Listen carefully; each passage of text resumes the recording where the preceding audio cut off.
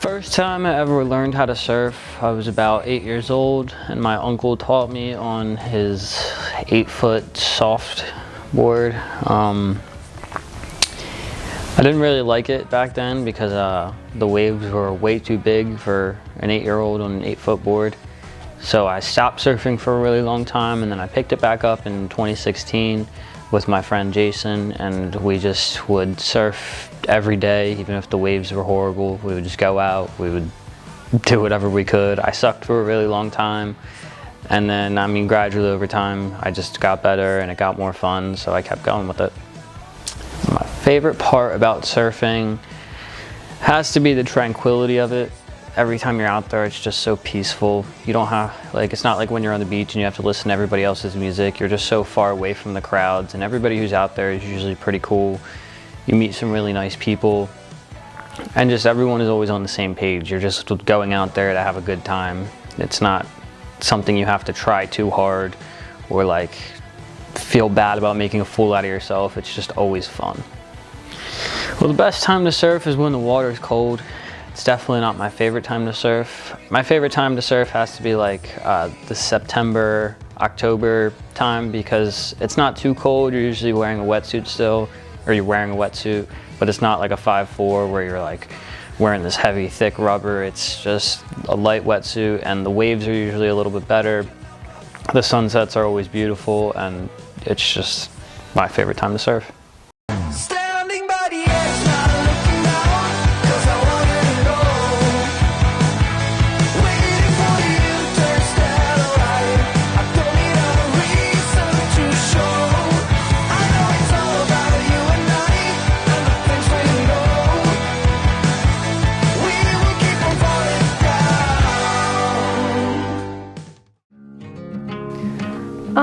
My favorite part about surfing is that it's always been kind of like a way to just escape life for me, and just like a big just stress relief for me to just be out there surfing, not thinking about, what I need to do at home, what I need to do at work, what I need to do at school, just forgetting about all of that and just surfing. And I think one of my favorite things ever about surfing is the community, just because people who surf are just so cool, and I feel like the community here is really cool, and I have a lot of fun going to events outside of just being in the water and chatting with them. And I like to, support local surfers by buying their art and going to their businesses, going to their shops, buying their boards. So I think the community is great, and it's a great way to support local people. So I actually started out on a foamy, but the goal was always to be on a shortboard. So I was on a shortboard for a long time, all through high school surf team and into my freshman year of college. And then I just found that I was putting so much pressure on myself because I was getting so competitive with it, and it started to take the fun out of it for me. So I eventually just switched over to longboarding.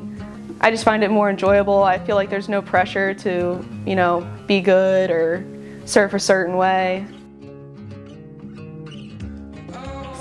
I feel like it's unique surfing here because it's not like we live in this part of the world where people are traveling to surf, where there's always good waves. I feel like it's just so variable here, and honestly probably kind of inconsistent, that you kind of are just beep bopping around the state trying to find a place that has the best conditions for the day, and then you're looking at those conditions and you're trying to figure out, all right, what board am I going to ride for this wave?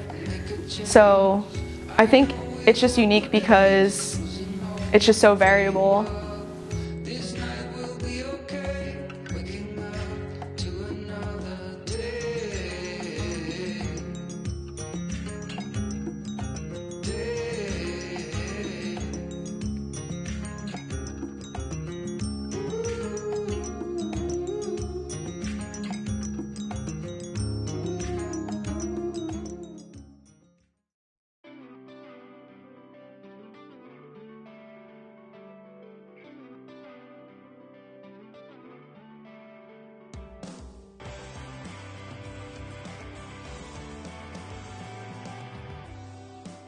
My favorite part about surf photography is that I can still be a part of the surf community without being out in the water.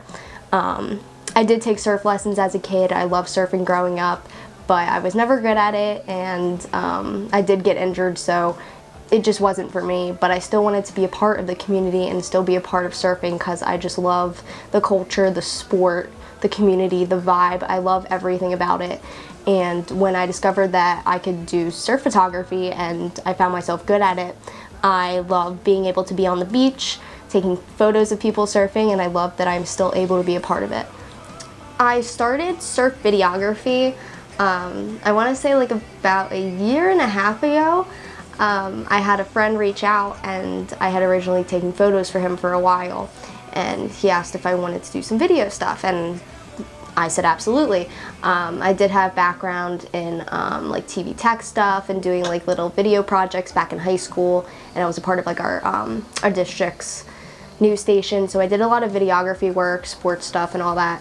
So I was super excited when I got the opportunity to do some video.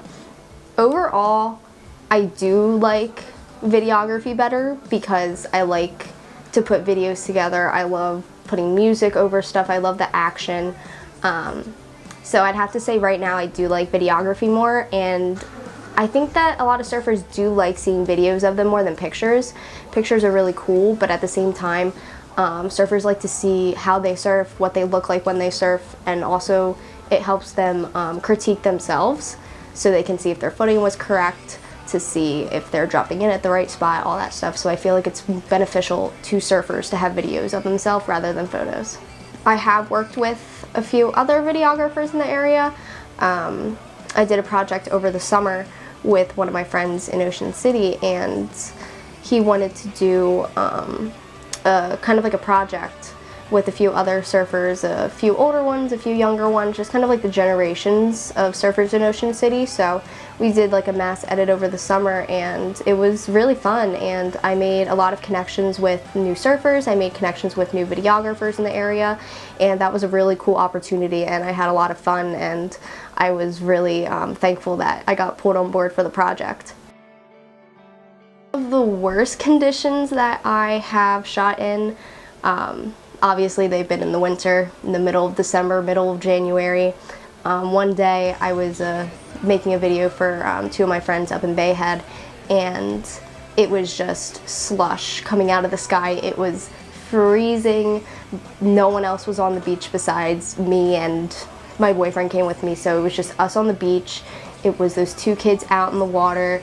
The waves were insane and totally worth it, but it was just slush coming out of the sky on us. It was very brutal. Another time, I think this was more like February, March time, but I was on the beach, sunrise session, and it was a hurricane out. The waves were just crazy, and the tide was coming in. I was in the wrong spot. The water ended up washing right over my feet, and I did have like my duck boots on and everything. Obviously not the best to shoot in, but the water just got into my shoes, all through my socks, and it was only like a half hour into the session, and my feet just froze, and I got frostbite, and it was terrible. It was probably one of the worst days I've ever shot. The videos were awesome, but the frostbite definitely was not worth that day. But that was one of the worst conditions that I've shot in. My favorite place that I have shot surfing was in Puerto Rico.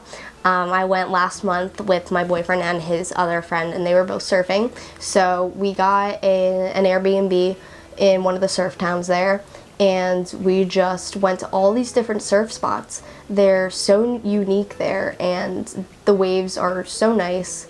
The water is beautiful, this beautiful blue color, and the best part about it was that the sun, it was behind me, because obviously the sun sets differently over there, so the sun would be behind me and I wouldn't be shooting into the sun like I do here in New Jersey. So the colors, the quality, it just looks so much better in Puerto Rico, and I absolutely love shooting there.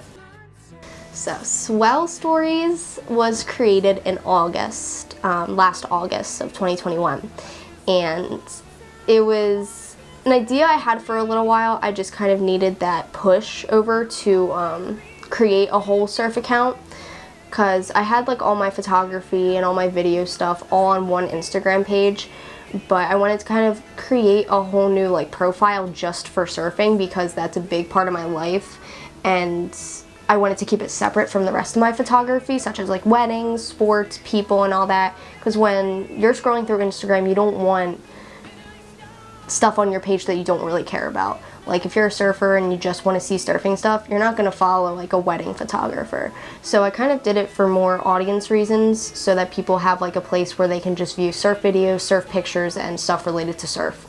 So my goal for Swell Stories is to kind of create like a documentary style series, so to speak.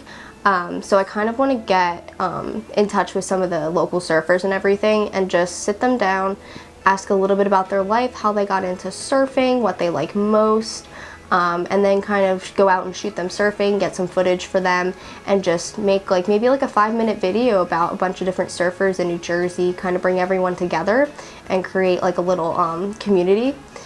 So I'm really excited for that. I'm hoping that I can start doing interviews in the spring after winter, where I can go out and shoot and find people, but I'm super excited for it.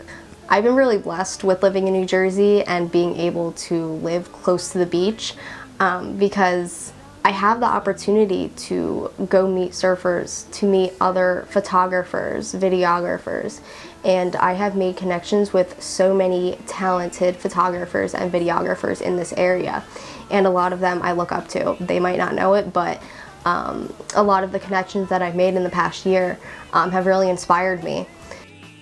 My dream job is to work for the World Surf League. I want to be a videographer, or I want to travel with a pro surfer and just kind of be their select videographer. Some of the pros in New Jersey, they have specific videographers and photographers that kind of stick with them, and I kind of want to eventually make my way to another part of the world, in Hawaii, Australia, somewhere, and just kind of find a surfer that wants a videographer to travel with them and just document that select person. If not that, then I definitely want to do stuff with World Surf League, whether it's behind the scenes, putting video clips together, whether it's at a competition, just videoing or doing a live stream. I definitely want to do something that has to do with surfing, reporting, recording, photos, all that stuff.